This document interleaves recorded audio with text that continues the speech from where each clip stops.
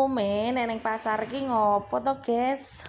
Hai guys, wis do tangi urung. Dino iki aku karo bocah-bocah arep neng pasar Prambanan. Ojo salfok, iki aku mung karo bocah-bocah ya, guys. Takun ora melu. Umume wong lenang nek yamene iki nyambut gawe.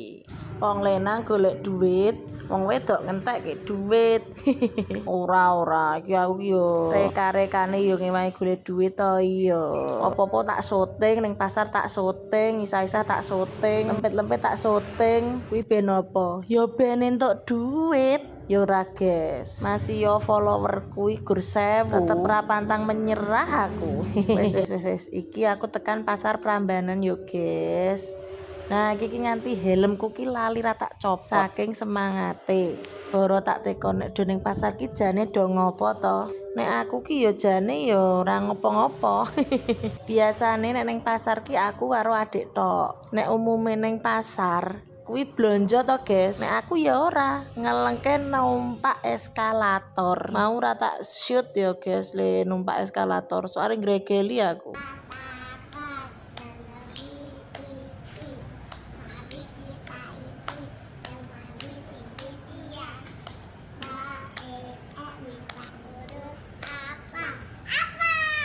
Selain numpak eskalator, tujuanku ning pasar ki ya iki, guys. Nyoto. Biasane aku guruang loro. Tapi iki gandeng Mbak Diba libur ya wis karo Mbak Diba. Ayo sapa sing wis tau ning pasar Prambanan? Nyoto ning pasar. Pasar sing dhuwur pokoke, ora dhuwur dhewe lho ya, tengah-tengah. Ning kene ana rong jenis, guys. Arep njaluk sing cilik apa sing gedhe mangkoke. Gandeng sarapan ya wis lah, aku milih sing cilik wae. Sak mangkok ngene iki 3.000, guys. Gonmu isih eneng sing adol soto 3.000 ra? Nek ra ono rene ning Prambanan kene. Iki nek posing cah cilik ngono ya pas ya, guys. Nek aku ya kurang. Mangkane iki tak ganjel gorengan 3 aku. Jan le diet sesuk.